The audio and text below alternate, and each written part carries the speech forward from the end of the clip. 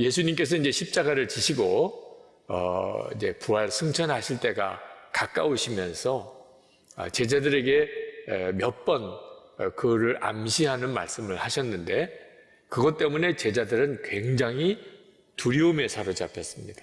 예수님이 이제 떠나시려고 한다, 그런 느낌이 든 거죠. 너희 중에 하나는 마귀다, 이런 말씀을 하셔서 그냥 폭탄 던진 것처럼 제자들이 그냥 혼란스럽게도 되고, 내가 가는 길을 이제는 너희들이 따라올 수가 없다. 그래서 또 주님, 왜 우리는 못 따라갑니까? 베드로가 막 그렇게 정말 눈물 지으면서 항의했던 적도 있고, 오늘은 내가 이제 가서 너희들을 위해 처소를 예비하러 간다. 제자들로서는 하나같이 다 이해도 안 되고 또 너무 두렵기만 한 말씀이었습니다. 분위기가 굉장히 무겁고 또 가라앉아 있을 그때 예수님께서 제자들에게 이 일로 근심하지 마라, 두려워하지 마라, 너희들에게 유익한 거야, 그런 말씀을 하십니다. 내가 아버지께로 가야 성령께서 오시는 거야. 실제로 예수님이 육신으로 계신 것은 참 좋아 보이지만 예수님 바로 옆에 있는 사람들이나 좋은 거지, 모든 그리스도인들과 예수님이 함께 하실 수 없잖아요. 그런데 성령으로 오시면 모든 그리스도인들 안에 주님이 계셔서 주님과 동행하게 되니 예수님이 육신으로 계신 것보다 훨씬 우리에게 놀랍고 중요한 거죠. 그래서 예수님께서 이제 내가 가면 너희들이 내가 하는 일도 하고 그보다 더 큰 일도 하게 될 것이다. 제자들로서는 아직까지는 그 말씀이 다 이해가 되지 않았지만 굉장히 중요한 메시지를 오늘 우리에게도 던져주고 있습니다. 예수님은 제자들에게 분명히 약속하기를 고아로 버려두지 않겠다. 반드시 다시 오겠다. 18절 말씀에 이렇게 말씀합니다. 나는 너희를 고아처럼 버려두지 아니하고 너희에게 다시 오겠다. 여러분들 이 말씀은 정확히 붙잡으셔야 돼요. 하나님은 나를 고아로 버려두지 않으셨어. 하나님이 아버지라는 걸 아는 것만 가지고도 충분하지 않습니다. 고아도 아버지가 있는 건 알잖아요. 아버지와 함께 살아야지. 우리가 고아가 아니라는 말은 주님이 우리와 함께 계시겠다, 우리가 실제로 그걸 알게 된다는 뜻입니다. 세상 사람들은 예수님이 우리와 함께 계신 걸 전혀 모릅니다. 주님의 음성을 들을 수도 없고요. 그러나 우리는 압니다. 예수님이 우리와 함께 계신 것을. 이게 놀라운 거예요. 여러분, 예수님을 믿어도 이제는 그저 믿는 척하고 믿어서는 안 됩니다. 예수를 정말 믿으실 거면 예수님께서 여러분 위해 십자가에 죽으신 것만 믿는 게 아니고 여러분 안에 오신 것을 여러분이 스스로 알아야 돼요. 19절 20절 말씀에 조금 있으면 세상이 나를 보지 못할 것이다. 그러나 너희는 나를 보게 될 것이다. 그것은 내가 살아있고 너희도 살아있을 것이기 때문이다. 그날에 너희는 내가 내 아버지 안에 있고 너희가 내 안에 있으며 또 내가 너희 안에 있음을 알게 될 것이다. 여러분, 예수 믿는 것이 시시하게 느껴지는 분이 혹 계실지 모르겠어요. 주변에 예수 믿는 사람들이 많고 집안에도 다 몇 대에 걸쳐서 예수를 믿으면 예수 믿는 것이 그저 별것 아닌 것처럼도 보여집니다. 이건 정말 안타까운 일이고 통탄할 일이에요. 예수님을 믿는 건 엄청나고 놀라운 일이에요. 왜냐하면 예수님께서 정말 나와 함께 계시는 그 삶을 살게 되는 거니까요. 우리가 예수님과 진짜 동행하는 삶을 살게 되면 뚜렷한 두 가지 증거가 있는데, 하나는 이제는 더 이상 은밀한 죄를 짓지 않게 됩니다. 예수님이 함께 계시니까. 두 번째는 감출 수 없는 기쁨이 충만해요. 예수님이 함께 계시니까. 그러니까 예수님을 믿어도 그다 주일에 교회나 왔다 갔다 하는 정도, 이력서에 자기소개서에 기독교 신앙이라고 이렇게 쓰는 정도쯤의 신앙생활로는 이건 이해가 안 되는 거예요.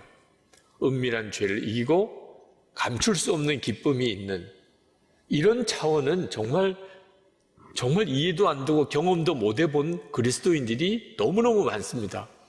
그래서 예수 동행 운동을 하는 겁니다. 매일 일기를 쓰면서 주님을 바라보고 그것을 서로 나누면서 주님을 바라보는 삶을 계속 이어가보자는 거죠. 정말 주님은 함께 계신지 실제로 체험해 보자는 거예요.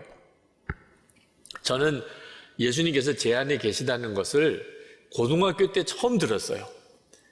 목사의 아들이었지만 예수 믿는 것은 그저 교회 다니는 건 줄만 생각했었던 저에게 예수님이 내 안에 계시다는 말씀은 충격이고 믿어지지 않았어요. 그렇지만 그 말씀이 저에게 서서히 이제 실제가 되고 제가 목사가 되고 예수님이 제 안에 계신 걸 말씀으로 알게 되고 그리고 실제로 주님과 동행하는 삶에 눈이 뜨이게 되면서 제 삶은 완전히 변화되었습니다. 예수를 믿는 게 이렇게 놀라운 것인가? 어느 목사님의 글을 읽는데 예수님이 마음에 임하시는 것이 이렇게 놀라운 것인가? 정말 감출 수 없는 기쁨이구나. 그걸 그렇게 잘 표현하셨더라고요.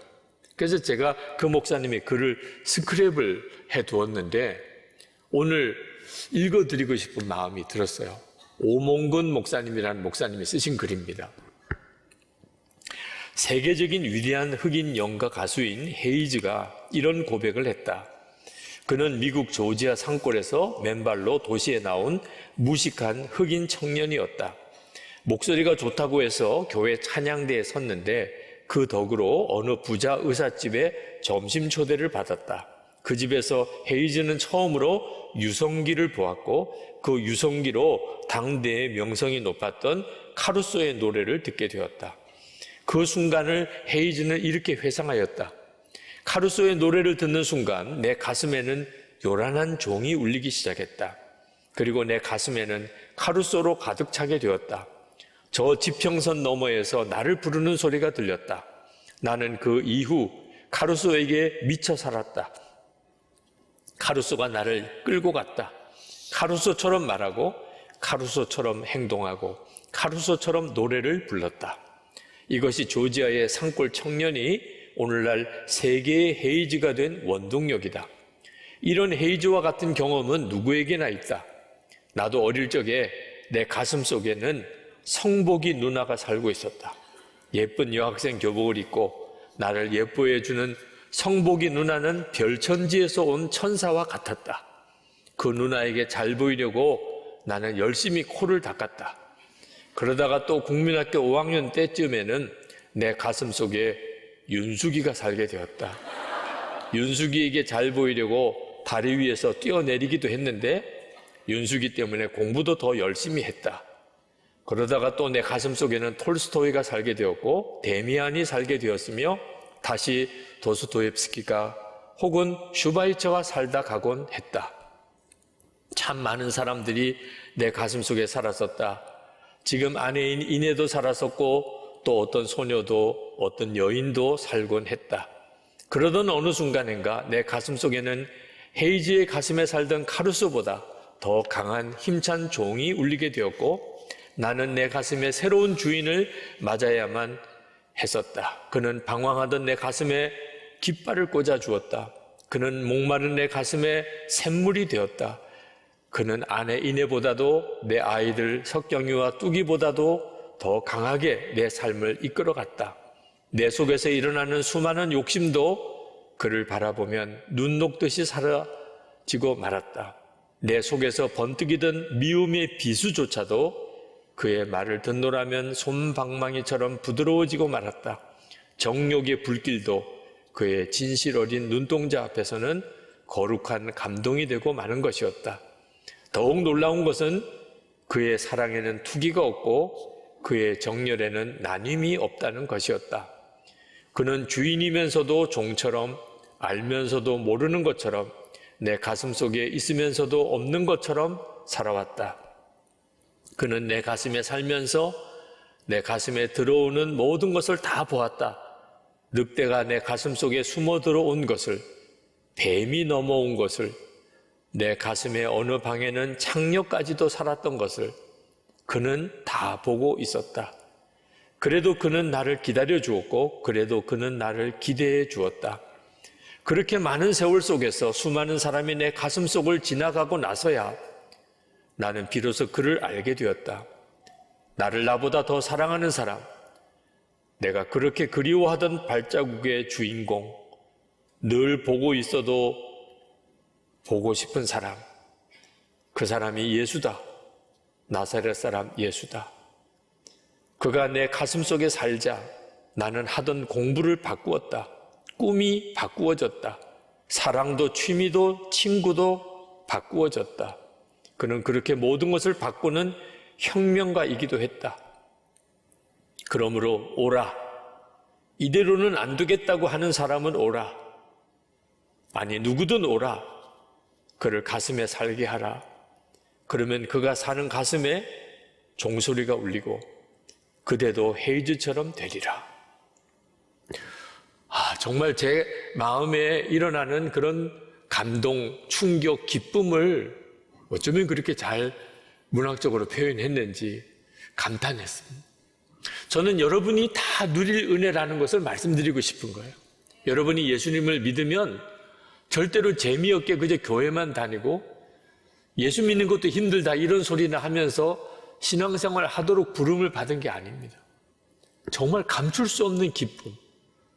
그전에는 사람 보기에 부끄럽고 다른 사람 알면 너무너무 정말 좌절이 되는 그런 은밀한 죄에 사로잡혀 살던 거 다 청산하게 되고 기쁨이 넘치는 삶을 살도록 여러분 부르심을 받은 거예요. 예수님을 친밀히 알고 주님께 늘 감사하고 예수님을 알지 못하는 세상 사람들로 인해서 너무 애통하고 예수님과 동행하는 사람들과 함께 아름다운 교제를 나누는, 여러분 이것이 진짜 우리가 정말 원하는 영적인 각성이에요. 예수를 믿는 진정한 구원의 삶이라고요. 지금 우리의 삶은 정말 위기 그 자체입니다. 동성애 합법화 과정을 이렇게 시도하는 것을 지켜보면서 앞으로 세상이 굉장히 무서운 세상이 되겠구나. 진리가 비진리로 거짓이 진짜인 것처럼 막 바꾸어지는 무서운 세상이 앞으로 오겠구나. 그런 생각도 들어요. 코로나19로 인해서 우리는 세상이 얼마나 충격적으로 바뀌어 가는지를 봅니다. 온라인 비대면 시대라고 하지만 여기 어지간히 나이가 있으신 분들은 두렵기만 하고 답답하기만 할 거예요. 앞으로 세상은 어떻게 바뀔까? 내가 살아는 낼 수 있을까? 청년들, 젊은 세대들이 신앙을 잃어버리고 있는 것은 정말 지켜보기도 안타까울 정도예요. 가정 안에서 부모와 자녀 세대의 갈등은 심각한 위기고 북한 문제, 우리 민족의 아직까지의 숙제고 환경 오염으로 인한 이 기후재앙의 문제, 이거 정말 어떻게 해결하죠? 이제는 이상기후는 그냥 일상이 되어버린 것처럼 느껴질 정도. 무슨 수로 해결합니까? 그러나 여러분, 이 모든 것보다 더 크신 분이 하나님이십니다. 우리 안에 오신 주님은 이 모든 일을 모르신 바가 아니시고 주님이 당황하실 리도 없으세요. 문제는 우리가 그 주님을 아느냐 하는 겁니다. 그 예수님의 인도함을 받느냐 하는 거예요. 그래서 예수 동행 운동을 하자는 거예요. 급하고 어려운 일이 생기고 나서 주님을 붙잡으려고 하면 세상 없이 막막하기만 합니다. 일상적인 삶 속에, 여러분 평범한 평소의 삶 속에 주님과 함께하는 삶이 실제로 살아내어지지 않으면 급하고 어려운 일이 올 때는 그냥 대책 없이 무너집니다. 저는 2014년 교회에서 6개월 동안 안식년 허락해 주셔서 안식년을 보낼 때 주님으로부터 굉장한 도전을 받았습니다. 내가 진짜 예수님을 믿고 정말 주님과 동행하는 사람인지 아닌지는 8년 뒤에 은퇴할 때가 되어서 분명히 드러나게 될 것이라. 제가 예수님과 정말 동행하는 게 맞다면 은퇴는 무슨 문제가 되겠어요? 예수님이 어디 가셨습니까? 그러나 내가 진짜 예수님을 알고 주님과 동행하는 게 아니라면 은퇴는 저에게 제 삶에 엄청난 충격이고 혼란이고 난감한 일이 될 거라는 거예요. 안식년 6개월을 지나면서 교회를 떠나 있어 보니까 교회를 이렇게 떠난다는 게 얼마나 저에게 두려운 일이고 낯선 일이고 그리고 난감한 일인가. 6개월 뒤에 돌아오니까 그 6개월이 그나마 여행하는 기간이죠. 이제는 완전히 교회를 떠나야 된다면 나는 어떻게 살까? 그리고 교우 여러분들에게 여러분이 예수님과 동행하려고 그렇게 여러분에게 호소했지만 실제로는 저 자신의 문제였고 이건 저에게 있어서는 정말 죽고 사느냐 하는 문제와 또 같았고 그렇게 이제 올해 연말이면 제가 이제는 선한목자교회 담임 목사에서 은퇴를 하게 됩니다. 지금 제 심정을 가만히 돌아보니 내가 예수님을 여전히 분명히 믿고 있구나 하는 사실에 대하여 스스로 확인이 돼요. 은퇴를 하는 것 때문에 서운하거나 혼란스럽거나 전혀 그런 마음이 아니고 오히려 더 감사하고 기대가 되니 말이에요. 이건 정말 놀라운 일이잖아요. 그렇죠? 안 그래 보이십니까? 저는 이제 선한목자교회 담임 목사를 이제 내려놓고 이제는 교회를 떠나서 우리 한국교회와 선교지와 그리고 세계교회 위에 예수 동행 운동을 하게 됩니다. 저는 어려서부터 늘 교회에서 살았습니다. 지금까지도 교회 안에 살았어요. 제 삶의 영역은 교회였습니다. 선교사님들을 파송할 때마다 저는 안전한 교회 안에 있으면서 선교사님은 교회 바깥을 나가 사역하게 파송하는 일이 늘 제 마음에 미안하고 부담이었어요. 그런데 이제 저에게 교회를 떠나서 사역하는 그런 시기가 온 거죠. 저는 그 일이 하나님이 저에게 허락하신 은총이라고 생각합니다. 여기저기서 와서 도와달라는 이야기들을 해요. 이제 이번 주간에 호주에 가서 3주간 그리고 일본에 가서 또 2주간 9월 한 달 동안을 예수님과 동행하는 삶에 대하여 전하는 그리고 훈련하는 시간을 갖고 오게 됩니다. 이제 앞으로 이것이 제 사역이 되겠어요. 저는 선한목자교회에 대해서 참 감사한 것이 안디옥 교회가 그 교회의 영적 지도자였던 바울과 실라를 이방인 선교를 위하여 선교사로 파송을 합니다. 그게 얼마나 어려운 일인가 하는 것은 교회 목회를 해보면 알지요. 저는 선한목자교회에서 저를 일찍 은퇴하도록 허락해 주시고 그리고 이제는 예수 동행 운동을 위해 전적으로 새로운 사역을 하도록 기회를 주신 것에 너무너무 감사해요. 쉽게 할 수 있는 일이 아니거든요. 마게도니아에서 사람이 환상 중에 나타나서 사도 바울에게 건너와서 우리를 도우라고 그래서 사도 바울은 유럽으로 건너가게 됩니다. 지금도 저에게는 곳곳에서 와서 도와달라. 예수 동행에 대해서 말씀을 전해달라. 우리를 훈련해달라. 그런 요청을 받습니다. 여러분 중에는 그러면 선한목자교회는 어떻게 하려고 그렇게 빨리 은퇴를 하십니까? 그런 분들이 계실 거예요. 그러나 선한목자교회에 대해서는 사실 걱정할 게 없습니다. 오히려 제가 빨리 빠지는 게 더 좋을 수도 있어요. 성령의 바람이 불고 있잖아요. 지금 여러분 교회 안에 성령의 바람이 부는 것을 여러분은 느끼지 못하십니까? 우리 안에 예수님과 동행하고자 하는 간절한 마음의 소원들이 일어나잖아요. 지금 현재 여러분의 마음속에 예수님은 정말 내 안에 계신가? 내 생활 속에서 주님과 동행할 수 있는가? 주님의 인도를 어떻게 하면 받을 수 있는가? 그런 마음의 간절한 갈망이 정도의 차이지만 다 있으실 거예요.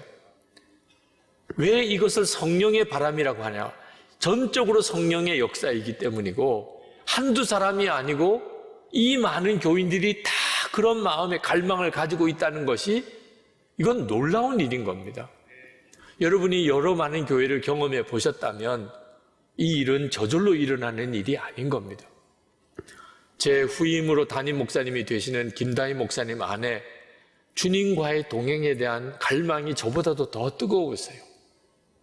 그러면 하나님이 앞으로 선한목자교회를 통하여 더 놀라운 일을 행하실 것이 너무 분명하죠. 사람인 유기성 목사가 무슨 중요한 역할을 하겠어요? 그동안의 역사는 다 주님이 하신 겁니다.